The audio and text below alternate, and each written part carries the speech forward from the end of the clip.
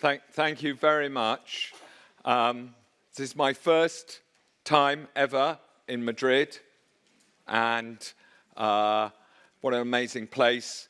And I'm very daunted to be talking to you about the fantastic in a gallery which contains Goya and Bosch. I have just been shown some pictures for free, and I'm not sure that I can offer anything to compete with those, but let's see. I am going to talk about novels. I'm going to talk about Gothic fiction. And I am going to try to understand why some very strange and some people might say rather silly stories, rather foolish stories, worked their way into the bloodstream of English fiction, of some of the greatest writers of the 19th century. And I always, when I am giving a talk, start with Jane Austen.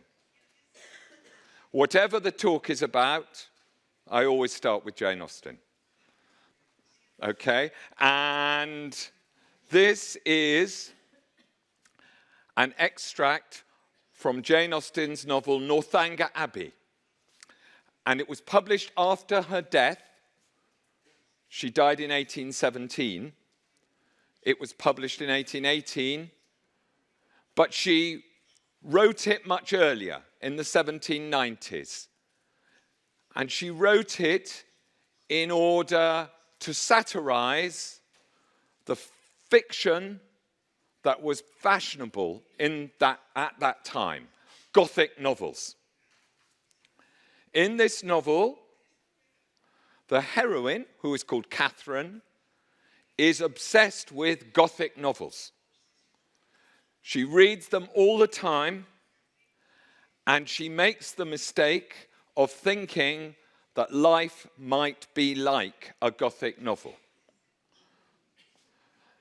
We all, every country has stories about how people are misled by their reading. You have Don Quixote. The French have Madame Bovary. We have Northanger Abbey. I'm not saying it is as good as Don Quixote or Madame Bovary, but it's quite amusing. And in this novel, Catherine, the heroine, has been invited to stay in a country house owned by a man called General Tilney. And he is the father of the man, Henry Tilney, who she has met in Bath and who she thinks maybe she loves. Maybe. And she thinks that he is interested in her. Maybe. After all, she has been invited to stay. And the house where she stays is an abbey. This is very promising because all Catherine's favorite novels, Gothic novels, take place in old buildings. And I will be talking quite a lot about old buildings. So she arrives at this thrilling old building, some of which was once a religious building. And she finds that Henry's father, General Tilney, is a frightening man, powerful, and sometimes angry. And she finds that his wife has died in mysterious circumstances. Okay, mysterious circumstances. I'm not sure what the translator is telling you is mysterious circumstances, but I think you know what I mean. And Catherine becomes convinced that General Tilney has been responsible for her death. He is like a villain from a Gothic novel. Or perhaps, no. Perhaps she is not dead. Perhaps she is kept imprisoned in a wing of the house, which is shut off and locked. For there are many locked doors in this house. And one day, when everyone else is out, Catherine investigates. And she gets into what were once Mrs. Tilney's private rooms. But then Henry suddenly returns and finds her. What are you doing? And from her explanation, for she is not good at lying, he realizes what fantasies she has been indulging. He thinks of the plot that she has been imagining, and he asks her to wake up. And he says this, I will read it. He is talking to her in what was once his mother's bedroom. Consult your own understanding, your own sense of the probable, your own observation of what is passing around you. Does our education prepare us for such atrocities? Do our laws connive at them? Could they be perpetrated without being known in a country like this, where social and literary intercourse is on such a footing, where every man is surrounded by a neighborhood of voluntary spies, and where roads and newspapers lay everything open? Dearest Miss Mullan, what ideas have you been admitting? They had reached the end of the gallery, and with tears of shame, she ran off to her own room. End of chapter. End of love affair? No, don't worry. Voluntary spies is interesting. Voluntary spies are probably the servants with which all these people are surrounded all the time. Henry Tilney is saying to Catherine Morland, it would not be very easy to murder your wife in this house. It would not be very easy to do anything without being observed. She is mortified. The next chapter begins, the visions of romance were over. Catherine was completely awakened. And perhaps you could remember that when we look at some of the passages that follow, because Gothic novels in England are often about that process we all know very well of falling asleep, dreaming, and then waking up.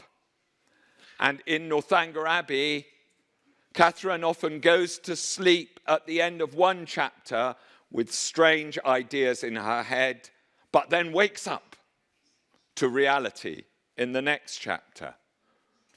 So what were these novels, these fantasies that filled Catherine's head?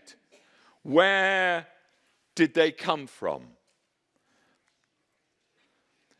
Gothic novels began as a joke, un jeu d'esprit.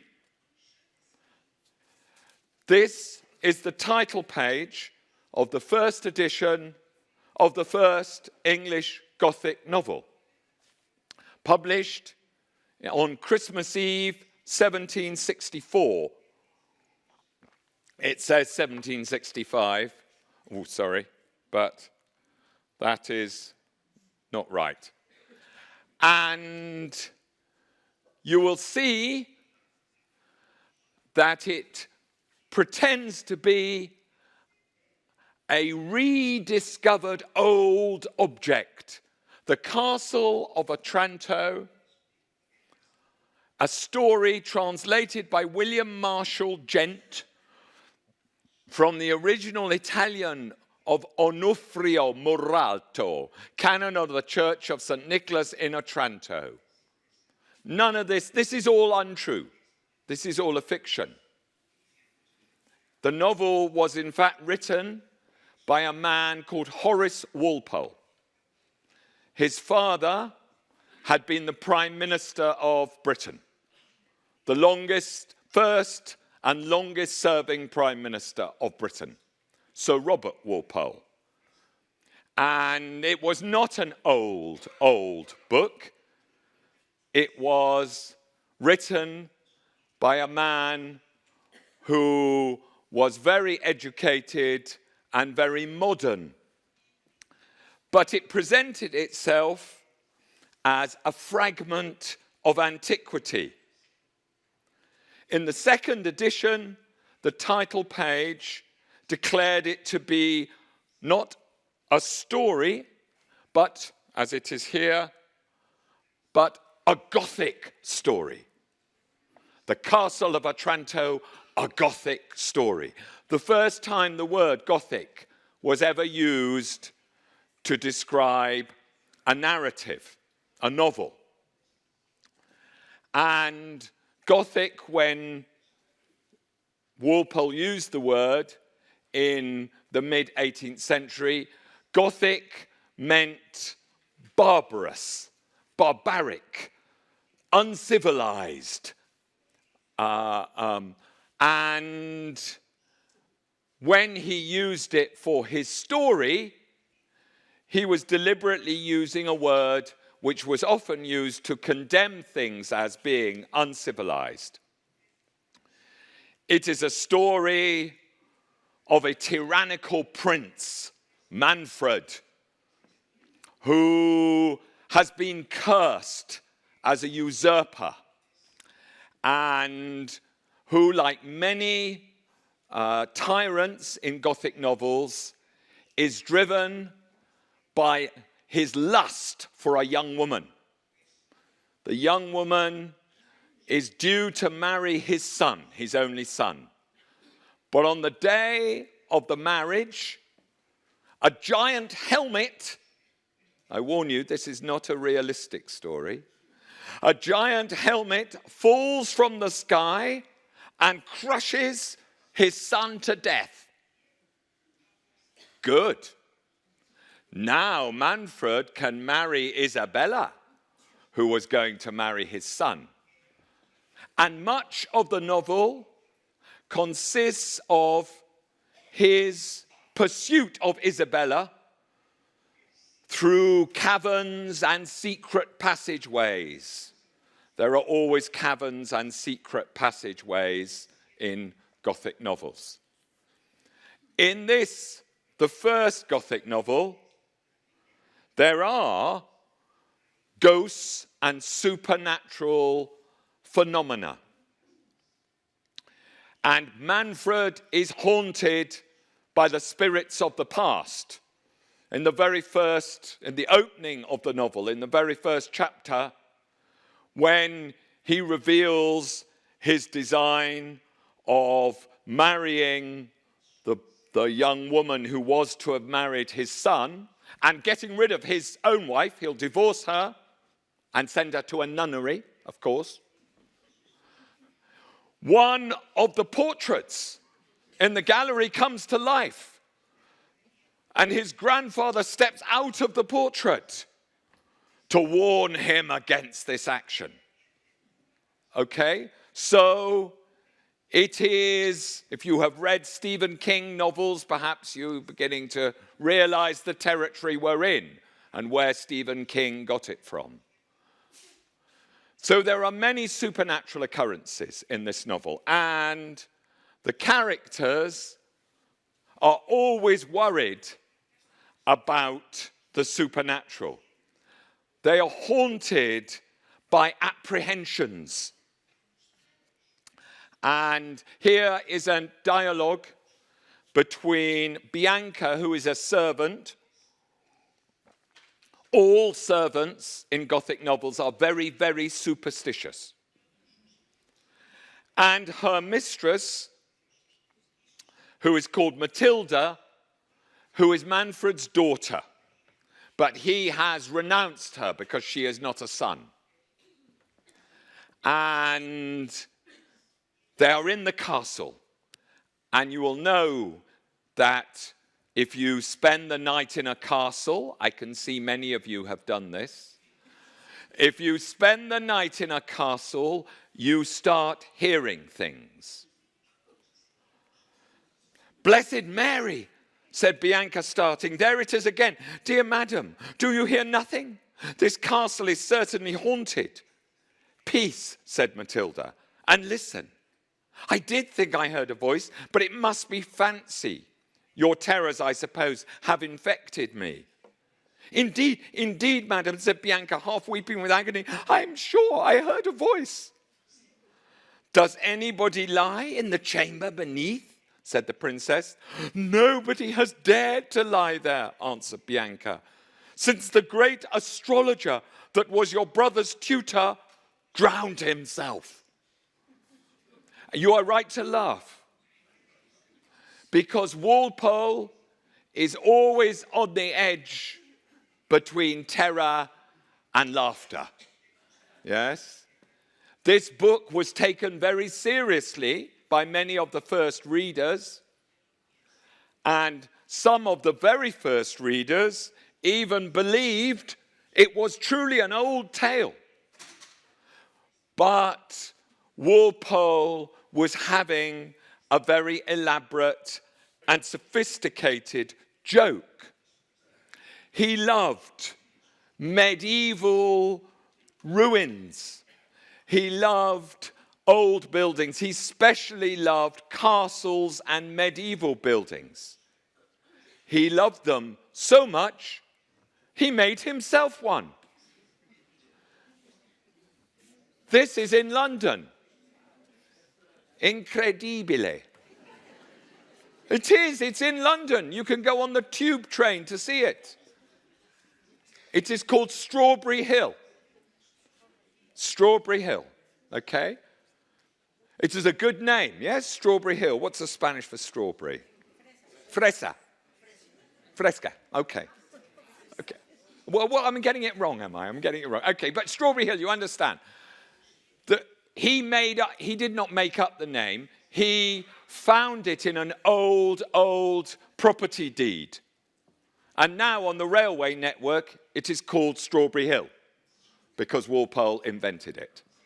And he bought a house, and he expanded the house, and he turned it into his own little castle. This is from one side, this is from the other.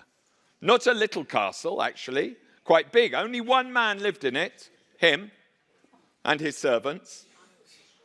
And he spent about 20 years developing it. And he filled it with a collection of old artifacts. And these were a strange jumble. Etruscan vases, Indian arrows, Roman urns, anything very old, jumbled up together. And he lived in his own fantasy. He wrote many, many letters. And this is one of his letters to a man he only met once, but to whom he wrote hundreds of letters, because Horace Mann was a British diplomat living in Florence, Firenze. And they wrote letters to each other. And Mann wrote to him about his house and said, you're building a Gothic house. Do you have a Gothic garden? And Walpole replied, I perceive you have no idea what Gothic is. You have lived too long amidst true taste to understand venerable barbarism. Yes? Man lives in Florence, the very apex of the Renaissance. Yes? How can he understand barbarism, which is what Walpole loves? You say you suppose my garden is to be Gothic too. That can't be. Gothic is merely architecture. And as one has a satisfaction in imprinting the gloomph of abbeys and cathedrals on one's house, so one's garden, on the contrary, is to be nothing but riant, laughing, happy, smiling, and the gaiety of nature. The house, like an ancient castle or abbey, will be full of gloomph. Walpole invented this word. I don't know if there are any people here who are very, very good at English, but many of you will know that gloom is an English word. But Walpole invented this word, which is now in the Oxford English Dictionary, gloomf, which is like warmth, yes? In English, you say something is warm and you feel warmth. Now, Walpole says you can say something is gloomy and you can feel gloomth, yes? And again, he relishes it, but it is also a joke. Everything for Walpole is a bit of a joke.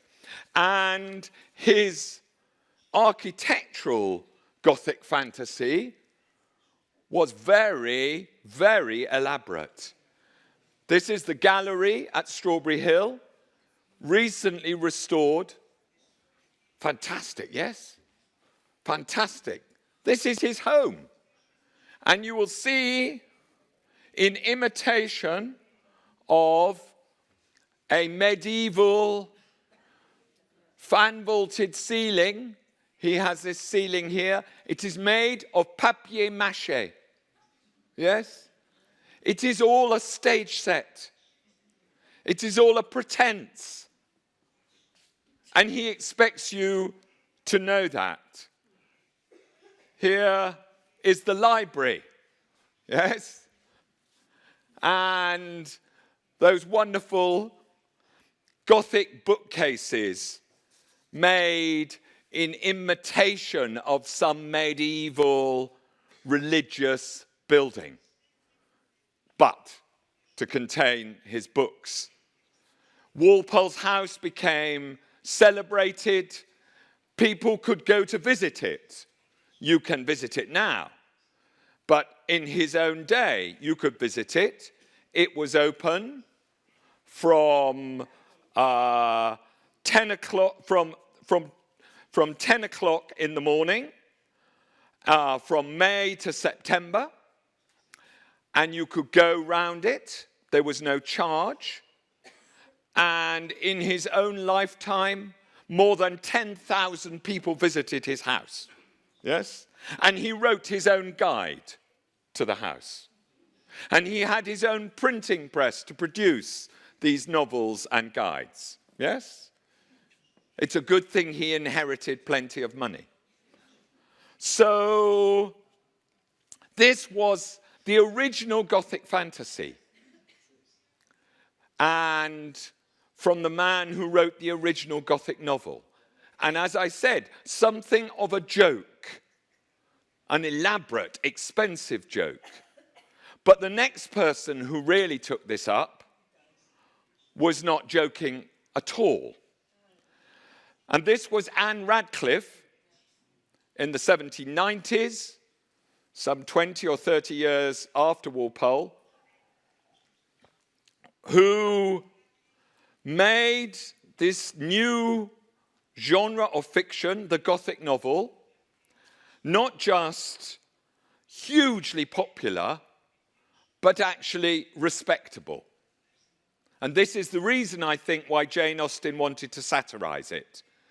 She wanted to satirize it not because it was silly, but because some people didn't realize it was silly. With Walpole, you would never make that mistake. Here is a typical piece of an Anne Radcliffe novel. This is from her second novel, A Sicilian Romance. And it is two characters, two women speaking to each other. They live in a castle, of course. All these novels are set in the 16th century, usually round about the 16th century. So they're always set in the past, and they're always set in a different country, usually Italy, sometimes France, occasionally Spain. A country where, as far as the English novelist is concerned, very strange things happen, and many people are Roman Catholics. A Sicilian Romance happens in Sicily, and they are talking in a castle. They were engaged in interesting discourse when Madame, who was then speaking, was interrupted by a low, hollow sound which arose from beneath the apartment and seemed like the closing of a door. Chilled into silence, they listened and distinctly heard it repeated. Deadly ideas crowded upon their imaginations and inspired a terror which scarcely allowed them to breathe. The noise lasted only for a moment, and a profound silence soon ensued. Terror is what Anne Radcliffe offers her readers. She herself was to say, I always give them terror, but never horror. Yes? Never horror. Horror is when you see something really terrible. Terror is when you think you might see something really terrible. That is what Anne Radcliffe was interested in. I have taken the title of my talk from a poem which is inserted into this novel. Anne Radcliffe thought she was a rather good poet. How to get her poems published? An easy way: write novels and then put the poems into the mouths of the characters. So this is from a poem by Anne Radcliffe, sung to a lute by a young woman in the novel. And it is a poem to evening. Evening is a very important time of day in Gothic novels. Yes? You know that. Yes? Even in Dracula, evening. Yes? Night is frightening, yes. But evening worse. Yes? Evening as the light ebbs away. And you fear what might come next. Anne Radcliffe loves evening. Still through the deepening gloom of bowery shades, to fancy's eye fantastic forms appear. And that's my title, Fantastic Forms. Low whispering echoes steal along the glades and thrill the ear with wildly pleasing fear. Parent of shades, this is evening. parent of shades, of silence, dewy airs, of solemn musing and of vision wild. To thee, my soul, her pensive tribute bears, and halts, and hails thy gradual step, thy influence mild. So, gloom again, not gloomth, not gloomth, but gloom there, which is a key Gothic word. And to fancy's eye, fantastic forms appear. In evening, when the light is almost gone, you start seeing things, maybe. And you start experiencing wildly pleasing fear. Anne Radcliffe puts her finger on what has become, for writers and filmmakers the world over, a very important idea, that sensitive people might be pleased by fear, might enjoy fear. And this is what Radcliffe offered. In the evening, in the world of gloom of a Gothic novel, your perceptions, your fancy, your imagination they are all made more intense. And that is something strangely to be enjoyed. Her most important novel was the one referred to most often by Jane Austen, and it was called The Mysteries of Udolpho. And it was published in 1794, and for a while after it was published, it was one of the most famous, celebrated novels in all Europe. And it is the novel that Catherine Morland is reading in Northanger Abbey alongside her friend Isabella Thorpe. So they are two teenage girls reading novels. And here they are talking about them.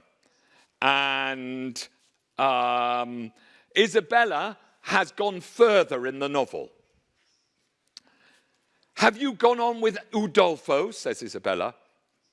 Yes, says Catherine. I have been reading it ever since I woke, and I am got to the Black Veil. Are you indeed? How delightful. Oh, I would not tell you what is behind the Black Veil for the world. Are not you wild to know? Oh, yes, quite. What can it be? But do not tell me.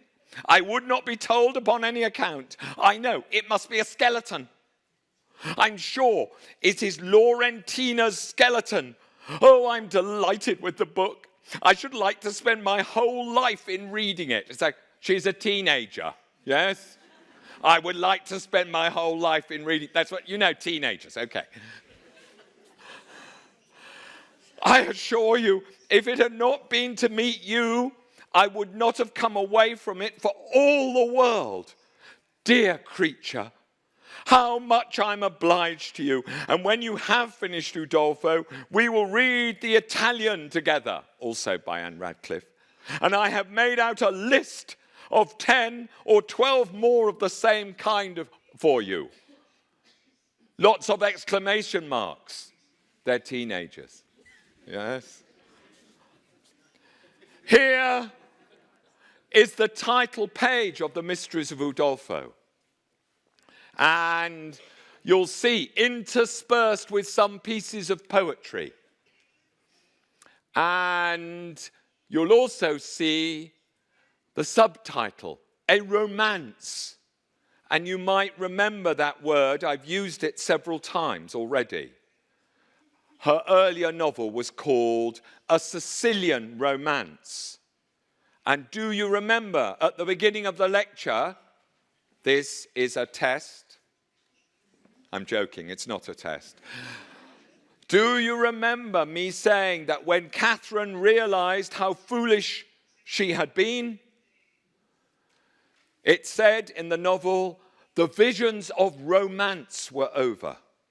romance was the word they used in Britain for stories, novels, where improbable things happened, where it was possible, at least, that the supernatural might happen. Romance were fantastic stories, as opposed to other novels which took pride in giving you the world as it is.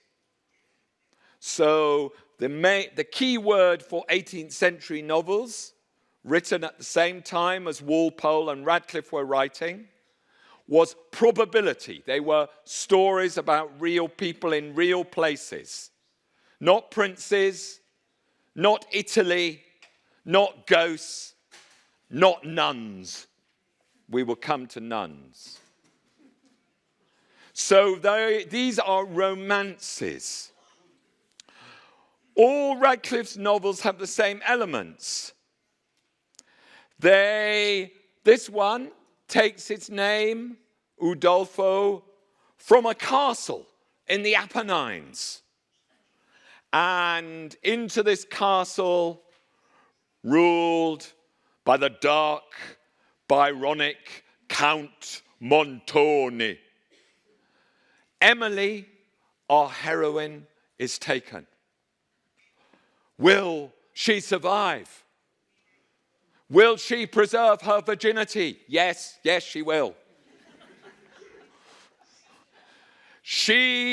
The novel is narrated from her point of view, and we must experience all her fears.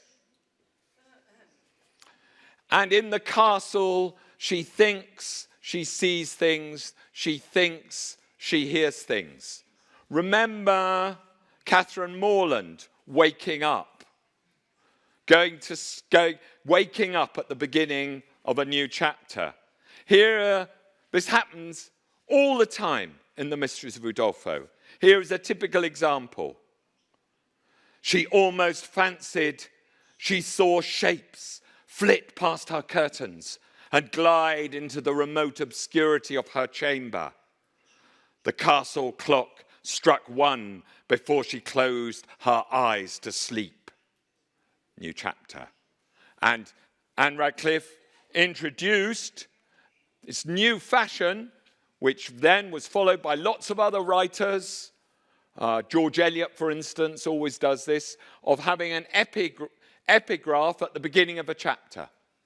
And very often, Anne Radcliffe has epigraphs from Shakespeare, as if to say, Shakespeare wrote about these things too.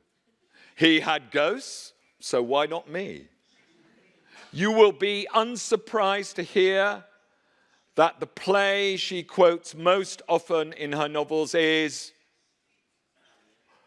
no, not Hamlet, Macbeth. There's somebody got it right here. Macbeth, of course, Macbeth. Yes. And this is Brutus in Julius Caesar when he's visited by the ghost of Caesar. I think it is the weakness of mine eyes that shapes this monstrous apparition. It comes upon me. And it is a very well-chosen quotation because Brutus is saying, no, it's the weakness of my eyes. It can't be a real ghost. But it's Shakespeare, so it is a real ghost.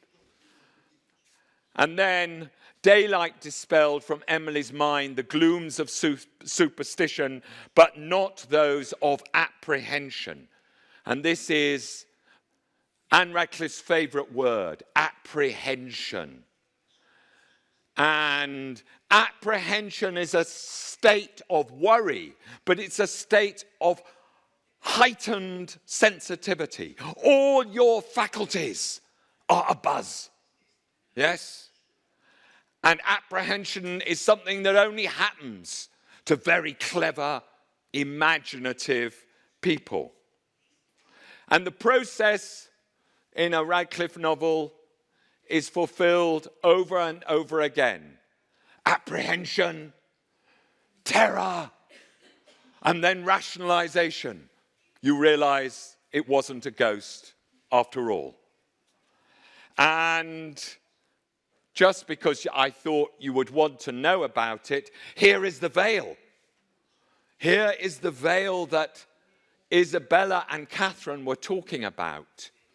In one of the rooms in the castle, Emily, like Catherine, exploring where she should not go, finds a black veil.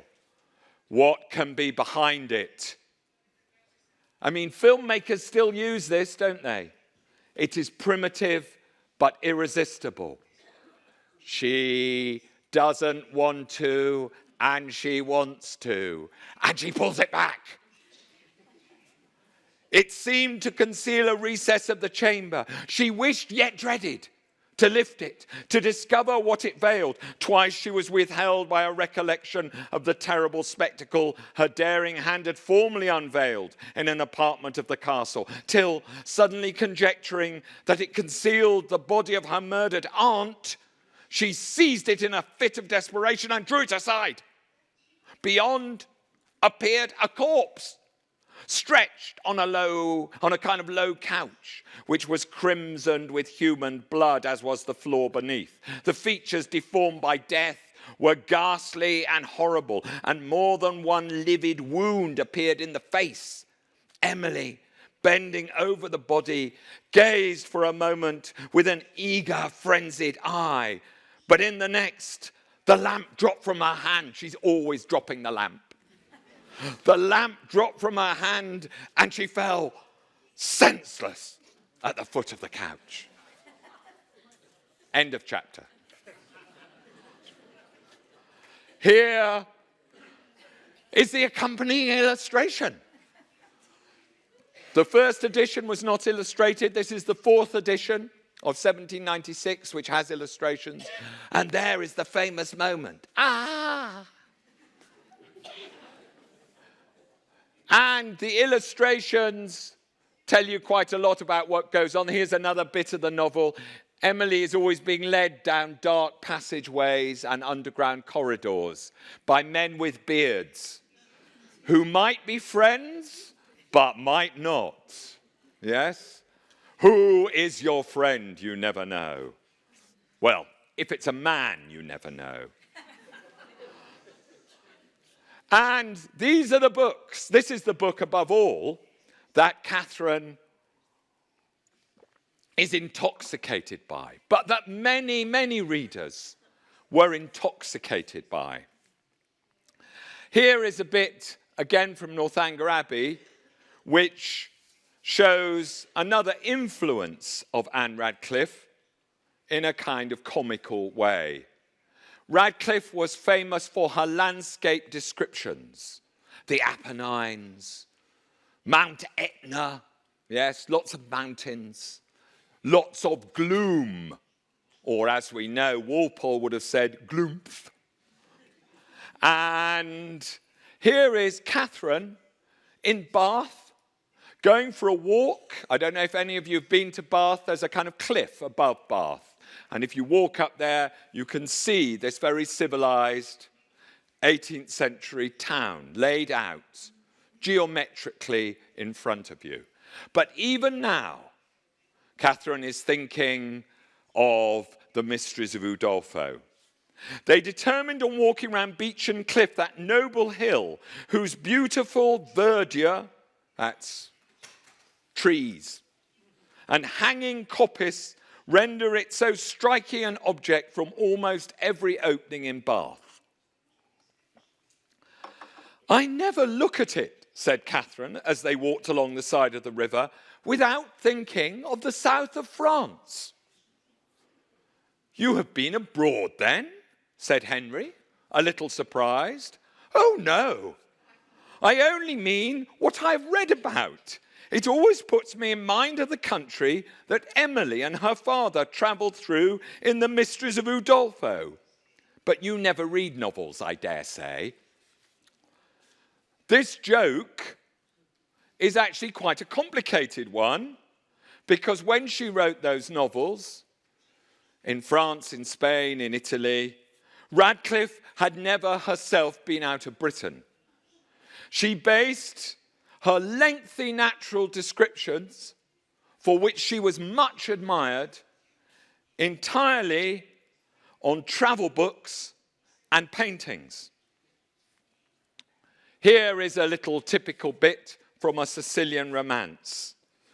This is the heroine Julia's guardian, female guardian and friend, has fled from the castle where the tyrannical Marquis has been threatening her, and is wandering through Sicily, admiring the landscape. She paused in thrilling and delightful wonder. A group of wild and grotesque rocks rose in a semicircular form, and their fantastic shapes exhibited nature in her most sublime and striking attitudes. Here her vast magnificence elevated the mind of the beholder to enthusiasm. Fancy caught the thrilling sensation, and in her touch the towering steeps became shaded with unreal glooms again. The caves more darkly frowned. The projecting cliffs assumed a more terrific aspect, and the wild overhanging shrubs waved to the gales in in deeper murmurs. Yes, you'll see that she uses many of the same words for landscape that she uses for her heroine's experience of supernatural thrills.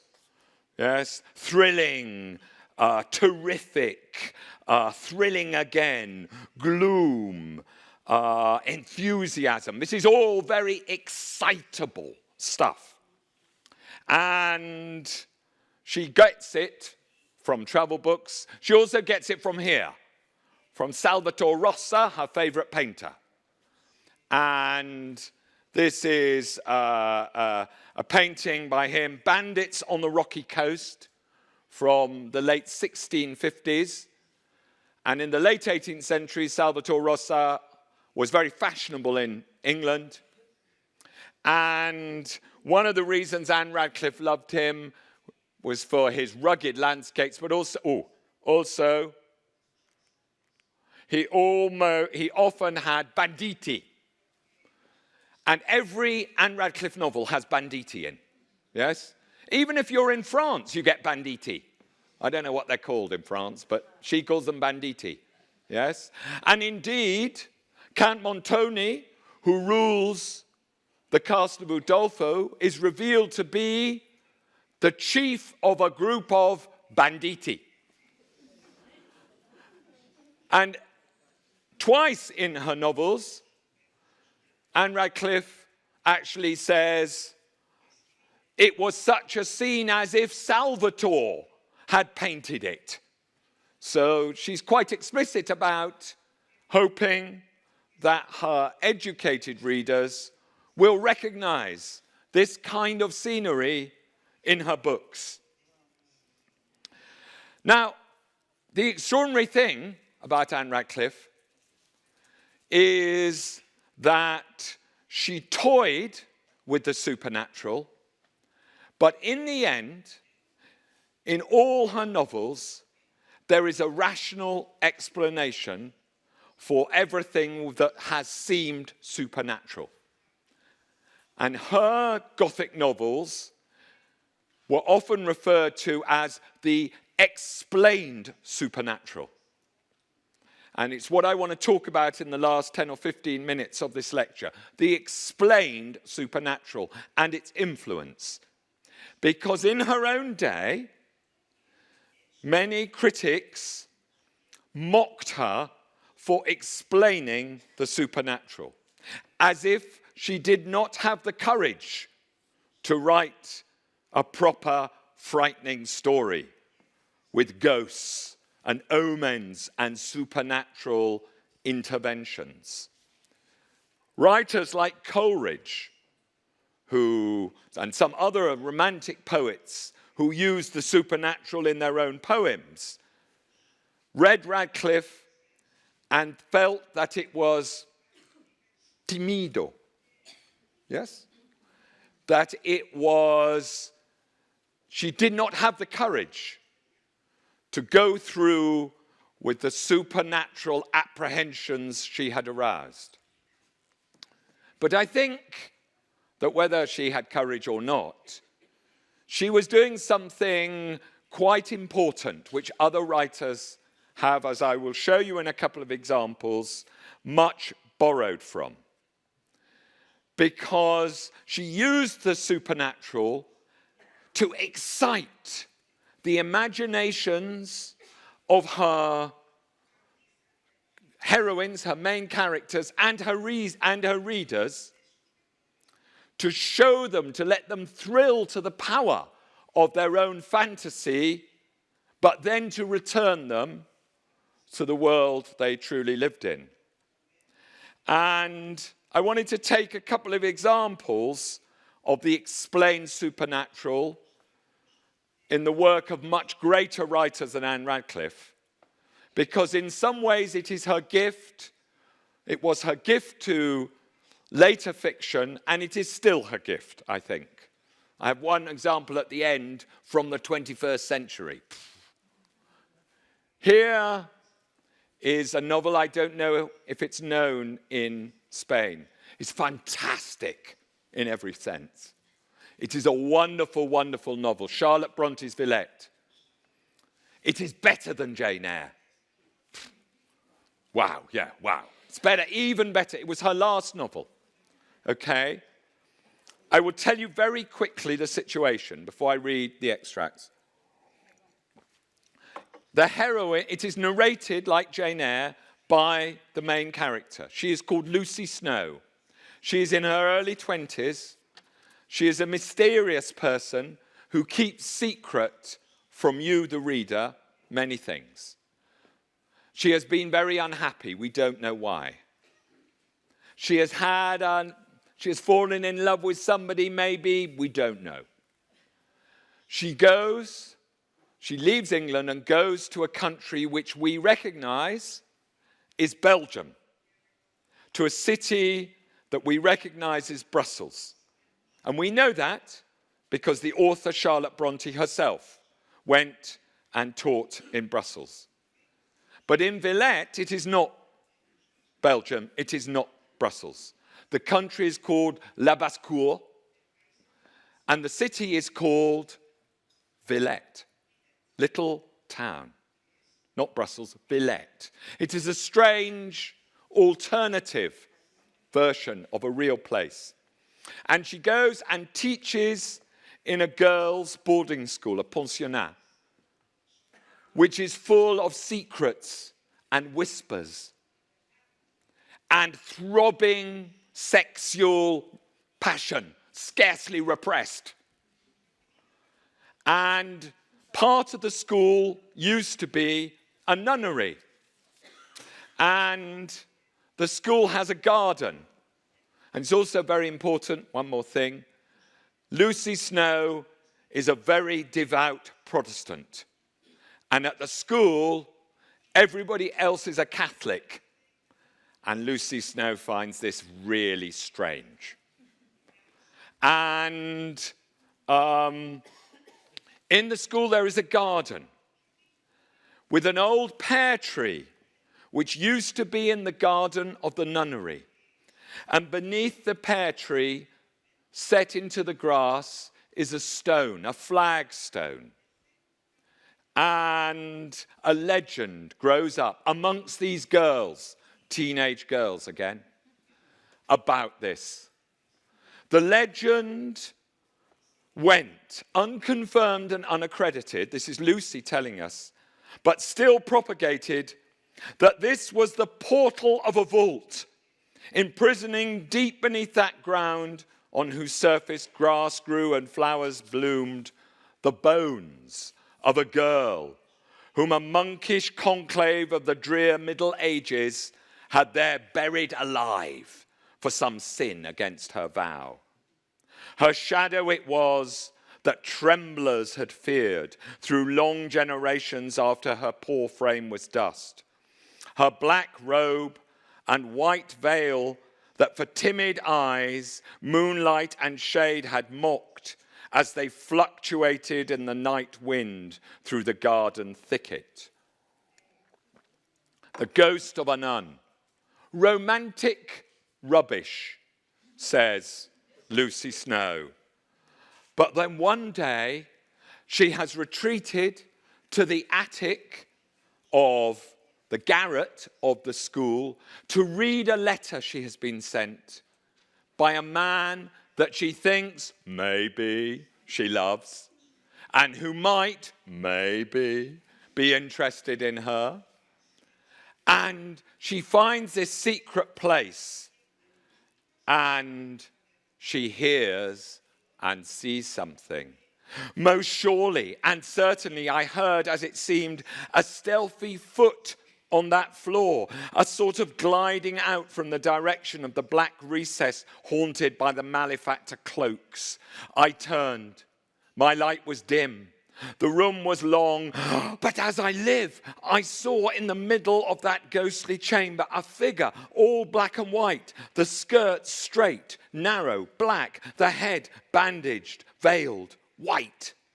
Say what you will, reader. Tell me I was nervous or mad. Affirm that I was unsettled by the excitement of that letter. Declare that I dreamed. This I vow. I saw there, in that room, on that night, an image like a nun. I cried out. I sickened. Well, we remember Emily, don't we, in The Mysteries of Udolpho? Whoa. Twice more, Lucy sees the apparition of the nun. But it is very important, I haven't got time to show you, but you must believe me. It is very important that on each of the occasions, it is when Lucy is romantically aroused. The first time was the letter.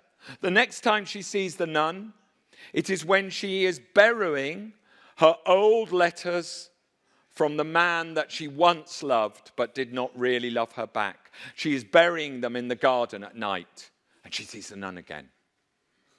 And the third time is when the French teacher, Monsieur Paul, with whom she starts having maybe a bit of a romantic attachment, maybe. And they have an extraordinary conversation, and he says to her, we are the same. We are spirits who are destined to be together. We are like each other. Ooh. And then she sees the nun again. And he sees the nun, okay? It's a Charlotte Bronte nun. And you think when you're reading the novel for the first time, my goodness, what is going on? We're in the Mysteries of Udolpho or something. And we are. We are in the Mysteries of Udolpho. Because was there a ghost? No, there wasn't a ghost. Much further on in the novel, Lucy and we get the explanation. One of the pupils in the school, who is herself about 17 years old, is called Ginevra. And she's very beautiful, rich, and glamorous. And she has been having a secret relationship with a young man who climbs over the walls at night, dressed as a nun. Of course! Of course he's dressed as a nun. Because, you'll find out, this is the letter that Ginevra leaves to Lucy when she elopes. Okay, Ginevra elopes with the young man to go off and get married without their parents' permission. And she leaves this letter which offers the explanation. Do you begin to comprehend by this time that Monsieur le Comte de Hamal, the young man, was the nun of the attic, and that he came to see your humble servant? I will tell you how he managed it. Nearly a year ago, I chanced to tell him our legend of the nun. That suggested his romantic, that word again, that his romantic idea of the spectral disguise, which I think you must allow he has very cleverly carried out. But for the nun's black gown and white veil, he would have been caught again and again, both by you and that tiger Jesuit, Monsieur Paul. He thinks you both capital ghost seers and very brave. This, I had collected some more examples of the way that great Victorian novelists like Charlotte Bronte borrowed this Gothic element. You think the supernatural might exist, but it doesn't. Or you can't be sure. Or the characters think that it might, but then change their minds. You will be very sad to hear that as time runs out, I don't have time to go through all of these, but I thought you could have a look at one of the most famous, the novel by Charlotte Bronte's sister, Emily, Wuthering Heights, and which begins, really, with the narrator, Lockwood, having to stay in Wuthering Heights, a novel, of course, named after an old house perhaps full of ghosts. And after reading the books and diary entries which once belonged to Catherine Earnshaw, he has a nightmare. He has a nightmare where he hears tapping on the window and a voice asking to be let in and clasping his hand, and he has to rub this arm till blood flows until he can get back into the room. It is only a dream. Only a dream. But when his screams awake Heathcliff, Heathcliff runs in, opens the window and says, come in, Cathy. As he says later in the novel, I believe in ghosts. And Wuthering Heights ends with Lockwood returning to Wuthering Heights after burying Heathcliff in the churchyard and meeting a small boy with his sheep. And the boy is crying. And he says to the boy, why are you crying? And he says, I've just seen the dead spirit of Heathcliff and a woman. I've just seen their ghosts, and I'm frightened. I don't want to go that way anymore. Of course, Wuthering Heights does not require any more than the Mysteries of Udolpho does, you to believe that the supernatural is there, but it requires you to think the characters might do so. To end with, I promised you some more recent examples. I'm going to skip through my Dickens, quel dommage, and I'm going to get to first something from the late 19th century, and then something from very recent, and then I will shut up. This is Henry James's brilliant ghost story, The Turn of the Screw. The ghost story is a slightly different thing, I think, from the Gothic novel, but they are connected. And the Turn of the Screw is narrated in the first person by a governess who thinks that she sees the ghosts of two dead servants in a big old house, of course, called Bly.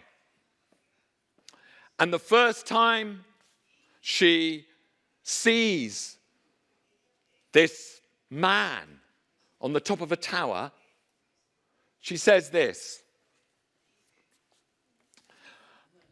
it was not that I didn't wait on this occasion for more, for I was rooted as deeply as I was shaken.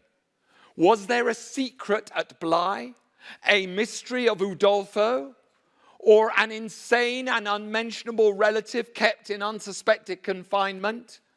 I can't say how long I turned it over, or how long in a confusion of curiosity and dread I remained where I had my collision.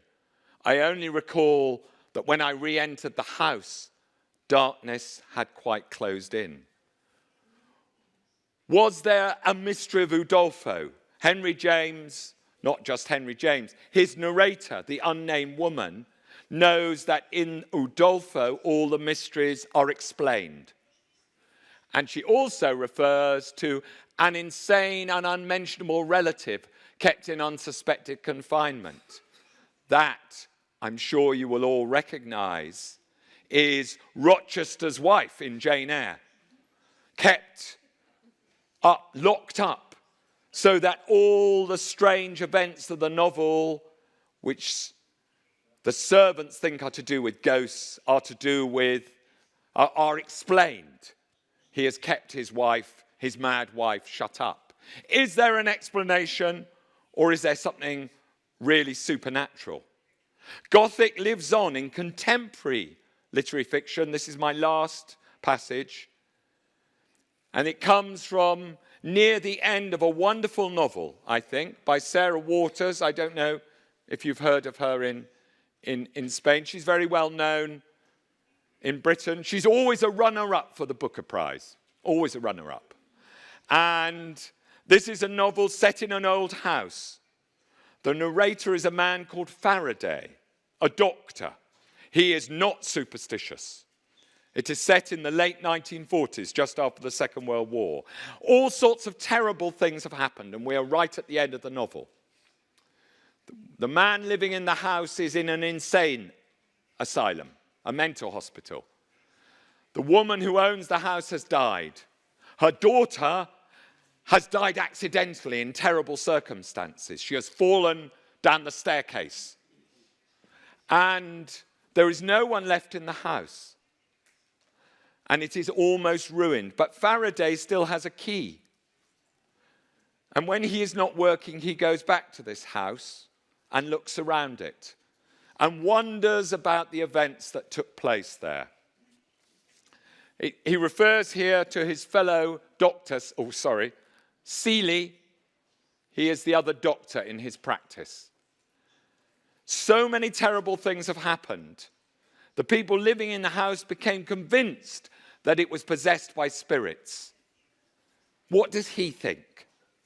I've never attempted to remind Seeley of his other, odder theory, that Hundreds, that's the name of the house, Hundreds Hall, was consumed by some dark germ, some ravenous shadow creature, some little stranger spawned from the troubled unconscious of someone connected with the house itself. But on my solitary visits, I find myself growing watchful. Every so often, I will sense a presence or catch a movement at the corner of my eye, and my heart will give a jolt of fear and expectation. I'll imagine that the secret is about to be revealed to me at last. I have twice interviewed the author, Sarah Waters, in front of an audience like this about this novel. At the end, there are questions, and someone always says, Sarah, can you tell me, is it a ghost? A question which shows that she is still exploring this same territory where the supernatural has an explanation, if you want it, and yet where our faculties have been heightened into terror by the possibility that it does not. And again, we end near where we began. Yes, Northanger Abbey, a house. Strawberry Hill, a house. Udolpho, a castle. We end in this old, ruined English house. The house is where the fantastic is strangest and strongest. It is a huge old building that novelists still inhabit. Thank you.